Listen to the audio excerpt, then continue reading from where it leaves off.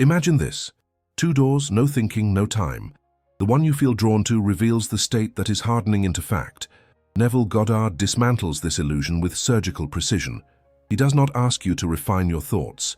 He asks you to question where those thoughts are coming from.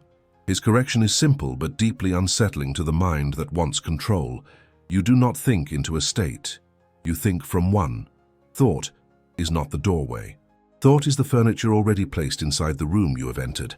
The moment this is seen, the entire strategy of mental effort collapses because it reveals that trying to force thoughts is like rearranging chairs in a room you never chose to enter consciously.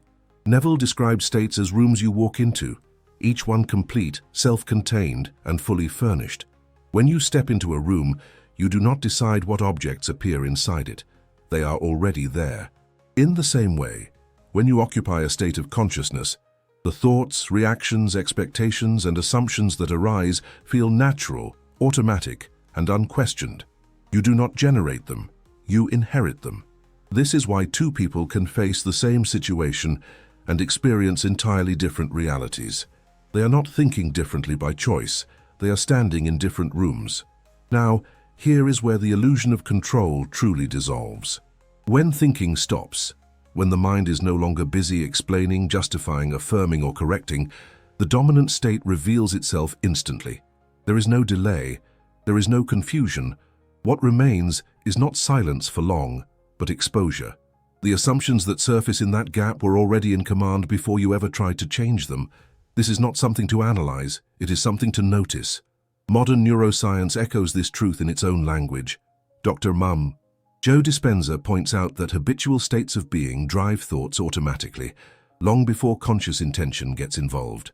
Personality becomes a set of familiar emotional and mental patterns, and those patterns select thoughts the way gravity selects direction. The brain follows the state, not the other way around. This means that what you repeatedly choose, react to, or avoid throughout the day is not random behavior. It is a report. And this brings us to the central thesis you must hold quietly as we continue. Your daily choices are not decisions made by free-floating thought. They are exposures. They reveal the state you are already living from, what you tolerate, what you assume, what you default to when you stop trying. These are not mistakes, they are evidence. And once you see that, the need to think your way into manifestation begins to fall away on its own. There is a subtle relief that comes when you finally realize that thought is not the engine of manifestation, but the exhaust. Most people never question this because thought feels active, intentional, and personal. It gives the impression of authorship. If a thought appears, it seems natural to assume that it must be doing something. Yet Neville dismantles this assumption by revealing that thought is an effect, not a cause. It arrives already shaped, already biased, already leaning in a particular direction. Thought does not initiate reality. It reports on the position consciousness has already taken. This is why effort feels so heavy when manifestation is approached through thinking. You are asking an effect to override its own source. It is like staring at smoke and demanding that it change direction while ignoring the fire beneath it. The smoke can swirl, thin out, or darken, but it will always be loyal to what is burning underneath. In the same way, thoughts can temporarily shift in tone or wording, but they will always rise from the state that produced them. This is not a failure of discipline, it is a misunderstanding of order. When Neville insists that imagination creates reality, he is not referring to mental chatter or surface imagery. He is pointing to the deeper atmosphere of being from which imagination operates. The state is the fire, thought is the smoke. Trying to manifest by thinking is like waving your hands in the air, hoping the smoke will rearrange itself into something useful. The real work, if it can even be called work, happens before thought ever appears. This reversal can feel disorienting at first because it removes the mind's favorite tool, control. Thinking feels like doing something, and doing something feels safer than allowing something to be revealed. But manifestation does not respond to busyness, it responds to position. The moment you stop treating thoughts as instructions and begin seeing them as indicators, a new kind of clarity emerges. You are no longer asking, "How do I change this thought?" You are quietly asking, "What state must I be in for this thought to feel so natural?" Once this is seen, thinking loses its authority. It becomes information instead of a command. And with that shift, attention naturally moves upstream. If thoughts are downstream, then the source must be the state. Not the words you repeat, not the images you force, not the arguments you have in your head, but the silent assumption you are standing on before any of that begins. This is the disruption Neville offers, and it is meant to unsettle the habit of mental effort, so something far more powerful can be noticed. At first, this idea feels almost backwards to everything you have been taught about personal change. You were trained to believe that if you could just think differently, everything else would follow. But Neville asks you to consider a quieter truth. Consciousness is always conditioning perception and decision long before thought enters the scene. What you notice, what stands out, what feels relevant or irrelevant, even what feels possible, is filtered through the state you are occupying. Thought does not arrive as a neutral observer. It arrives already shaped by that filter. Imagine walking through the world wearing tinted glasses without realizing they are there. Every color you see appears altered, yet because you have never removed the lenses, you assume the world itself is that way. In the same manner, a state of consciousness acts like a lens that determines what thoughts can even appear reasonable. Certain ideas feel obvious, others feel absurd, and many never arise at all. This is not because you have weighed them logically, but because the state has already decided what fits within its worldview. This is why trying to change your thoughts often feels like swimming against an invisible current. The state silently approves some thoughts and rejects others before they ever reach awareness.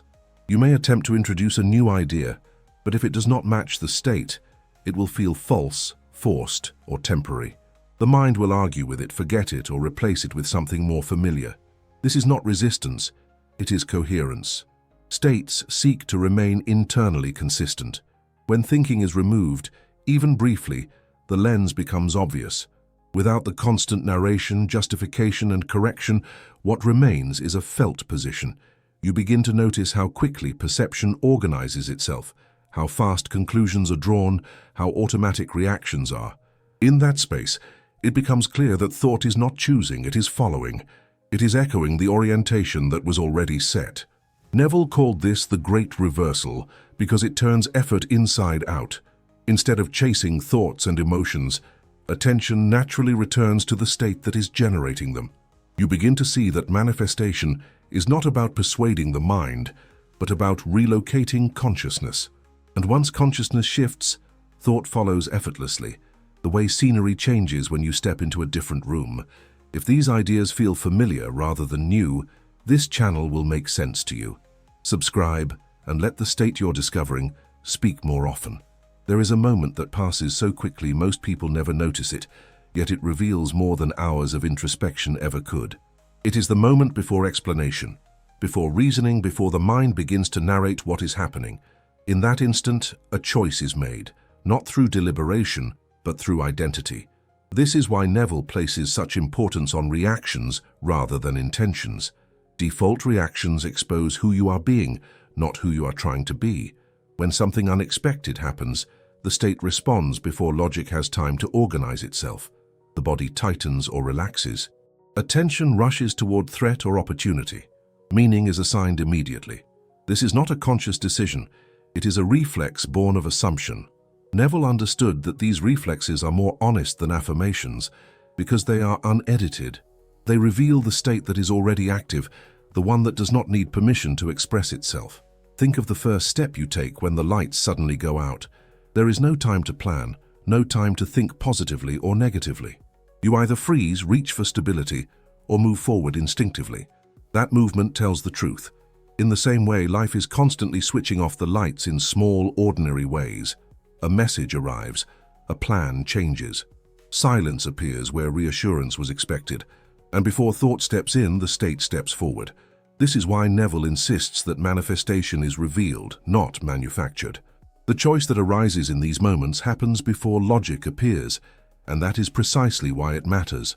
Logic can justify anything after the fact, but it cannot hide the initial movement.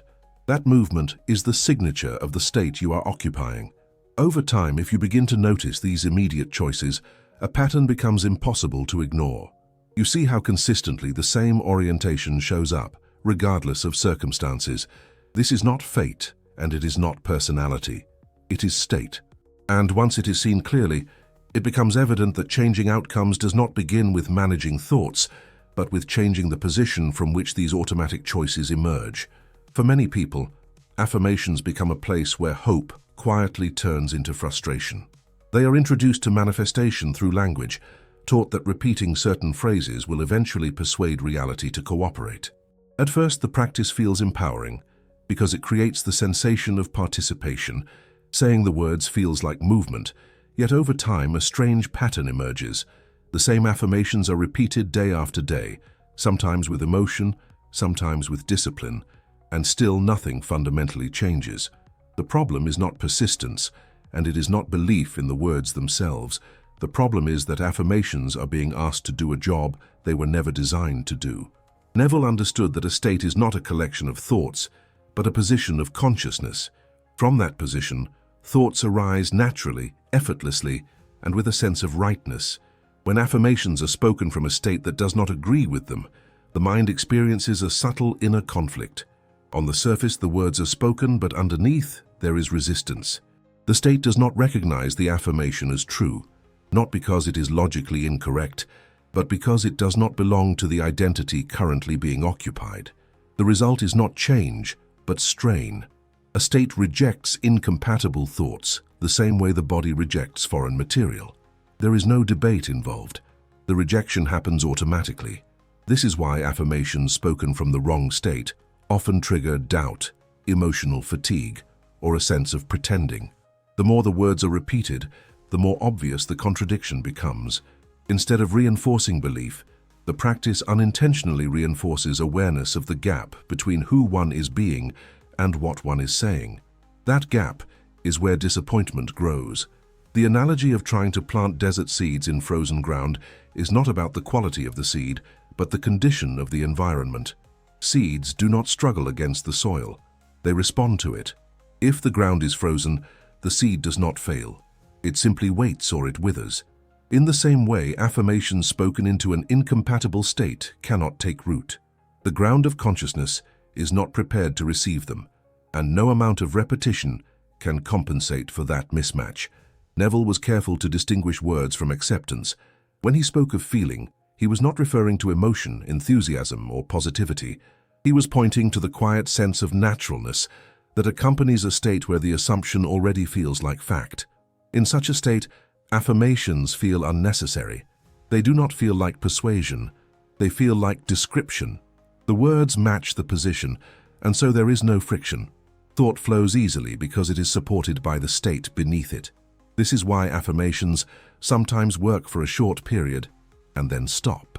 If the state momentarily shifts due to emotion, inspiration, or relief, the words align briefly and results may follow.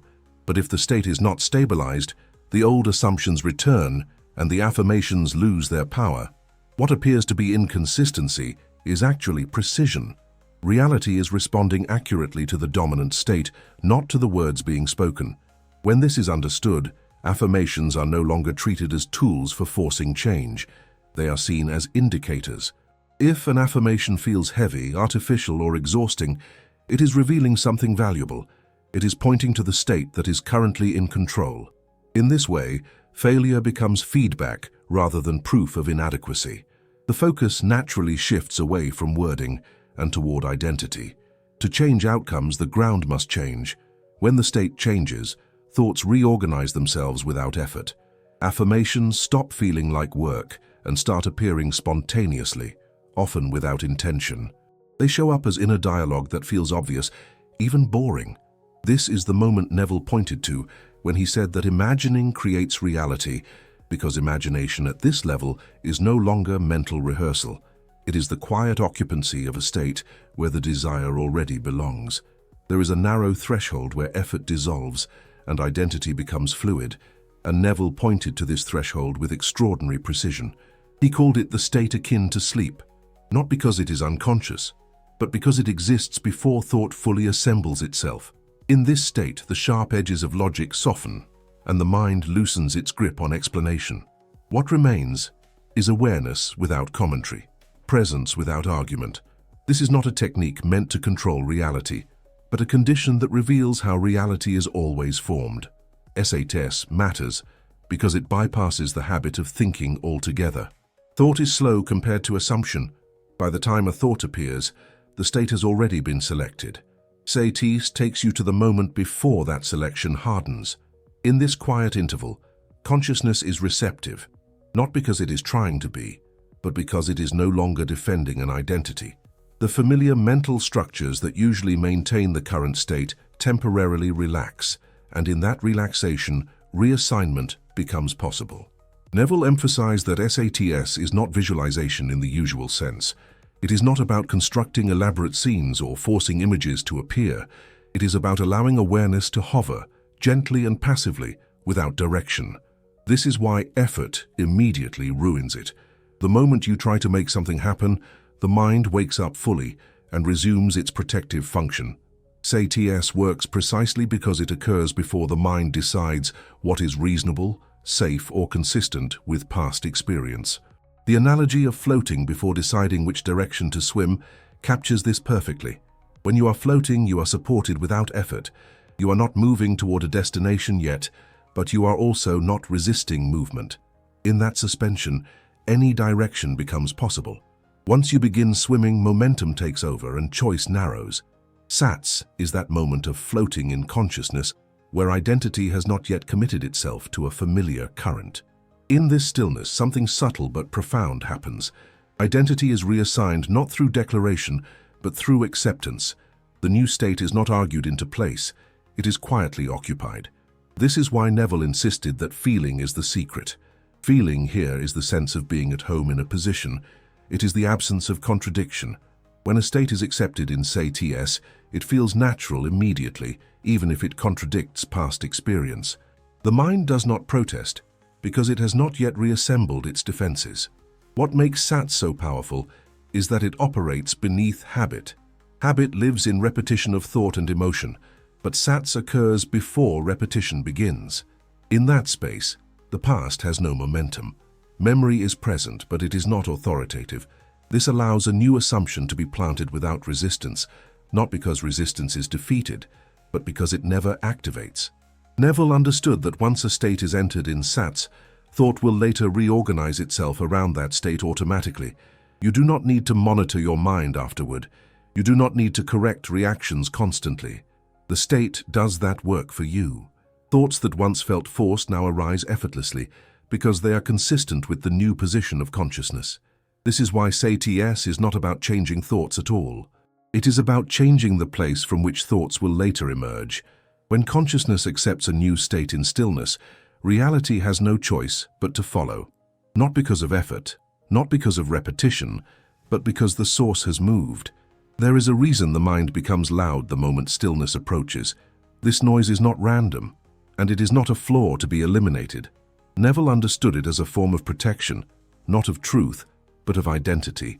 The familiar state has learned how to survive, and mental activity is one of its most reliable defenses. When the state senses that its position is being questioned, it does not argue directly. Instead, it floods awareness with commentary, analysis, memory, and anticipation, creating movement where stillness might otherwise reveal something new. Overthinking often disguises itself as intelligence or responsibility, but at its core, it serves a simpler function. It keeps the current state intact. As long as the mind is busy explaining, worrying, comparing, or rehearsing, consciousness remains occupied. There is no room for reassignment, because attention never settles. The state remains unchallenged, not because it is correct, but because it is never seen clearly. Noise becomes camouflage. The analogy of static hiding the signal you are avoiding captures this dynamic with precision. Static does not replace the signal, it overwhelms it. In the same way, mental noise does not disprove a deeper truth, it prevents it from being heard. The moment silence begins to form, the static increases. Thoughts speed up. Old concerns resurface. Irrelevant memories demand attention. This is not coincidence, it is the state tightening its grip. Neville was clear that imagination operates best in stillness, not because silence is mystical, but because it removes interference. When the mind quiets, even briefly, the underlying assumption becomes perceptible. And this is what the state resists most. Being seen is far more threatening than being challenged. Once exposed, a state can no longer operate unconsciously. Its automatic authority weakens the moment awareness rests on it without commentary. This is why silence dissolves the defense rather than confronting it. Silence does not argue with thoughts, it renders them unnecessary. In the absence of constant narration, the state can no longer hide behind explanation. What remains is a felt sense of being, stripped of story. This exposure is uncomfortable at first, not because it is dangerous, but because it is unfamiliar. The mind has learned to equate activity with safety. Over time, as this dynamic becomes clearer, mental noise loses its power to intimidate. It is recognized not as an enemy, but as a signal that something deeper is near the surface. The increase in thought is no longer taken as proof of failure, but as evidence that identity is being approached at its root. And in that recognition, the state's defenses begin to soften on their own. Neville did not teach silence as discipline, but as revelation. When noise subsides, even for a moment, what remains is the position consciousness has been occupying all along. In that stillness, the state can finally be seen, and what is seen clearly can no longer operate in the same way. One of Neville's most misunderstood insights is the idea that life does not negotiate with consciousness. It reflects it. The bridge of incidents is not a dramatic sequence designed to convince you that manifestation is working. It is the natural unfolding of events that align with the state already in place. Once a state is occupied, life reorganizes itself quietly, efficiently, and without commentary. There is no announcement. There is no warning. Things simply begin to fall into position. A dominant assumption acts like gravity. It does not persuade objects to fall, it pulls them without debate. In the same way, the state you are living from draws circumstances that are consistent with it. Conversations happen, opportunities appear or disappear, delays occur. None of this feels extraordinary while it is happening. It feels normal, even expected, because the state conditions perception. What might look like coincidence from the outside feels like continuity from within. This is why Neville emphasized that confirmation feels ordinary, not dramatic. When the bridge of incidents is active, there is rarely a moment where you say, "This is it." Instead, events unfold in a way that feels logical, almost mundane. The mind does not register them as signs because they do not violate the assumptions of the state. They support them. Reality behaves as though it has always been this way. What confuses many people is the timing. They wait for evidence before allowing themselves to settle into a new state, not realizing that evidence can only appear after the state has been assumed. Life confirms the state without asking for permission because it has no choice. The outer world is not making decisions. It is obeying structure. Once the structure changes, movement follows. Neville never taught that you must manage the bridge of incidents. He taught that you must trust it. Interfering through overanalysis only reasserts the old state because it pulls attention back into doubt and evaluation. The bridge functions best when it is unnoticed because its purpose is not to impress the mind, but to externalize the assumption already accepted.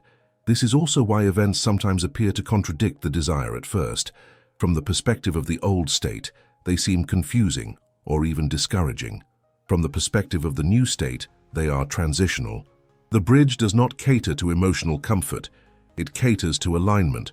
It rearranges what must be rearranged, often in ways the mind could not have predicted or designed. As awareness deepens, it becomes clear that life has always been doing this. The bridge of incidents is not something that begins once you learn Neville's work. It has been active all along. Every pattern, every repeated outcome, every familiar disappointment was once a bridge leading from a state you occupied unconsciously. The difference now is recognition.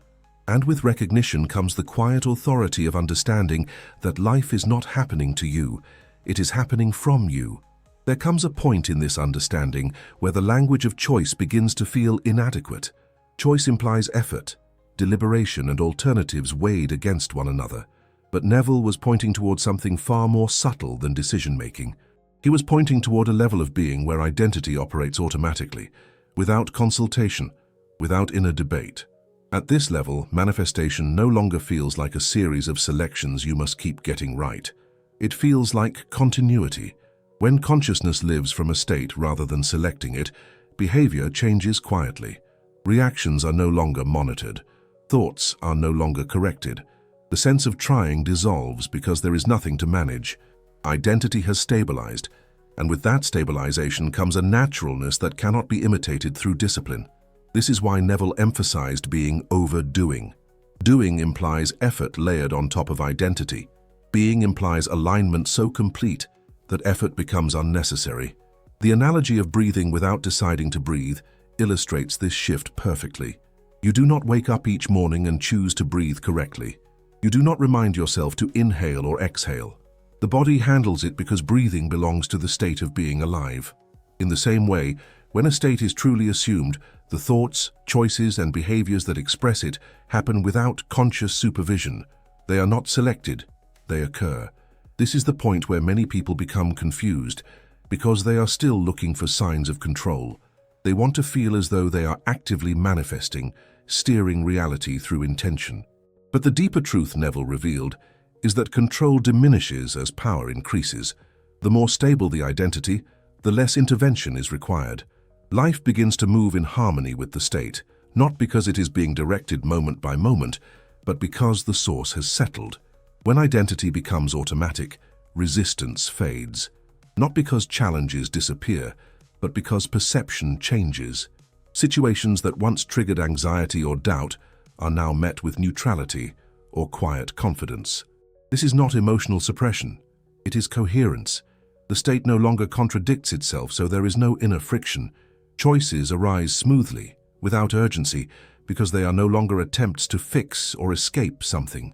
Neville referred to this as living from the state rather than visiting it. A visited state requires maintenance. It must be re-entered repeatedly, defended against opposing thoughts, and reinforced through repetition. A lived state requires none of that. It expresses itself naturally through assumptions, expectations, and actions that feel obvious. This is why persistence, in Neville's teaching, was not about forcing the same idea over and over, but about remaining faithful to a position until it becomes home. At this depth, the meaning of I am begins to reveal itself. I am is not a statement you repeat. It is the awareness of being that precedes all description. When a state is fully assumed, I am quietly identifies with it, and everything else organizes itself around that identification. Thought follows, circumstance follows, choice dissolves into expression. This is beyond effort, beyond technique, and beyond strategy. It is the recognition that the most powerful form of manifestation is not something you keep choosing, but something you allow to become so familiar that it no longer feels like a choice at all. Neville's truth returns here in its simplest and most uncompromising form. You do not manifest by thinking, you manifest by being. Thought was never the creative power. It has always been the echo. Every idea, reaction, and expectation arises from a state already assumed. When this is understood, the effort to control the mind loses its importance, because attention naturally returns to the position of consciousness that is generating everything else. When thinking pauses, even briefly, what remains is not emptiness but clarity. The state already in control reveals itself through immediate assumptions and automatic choices.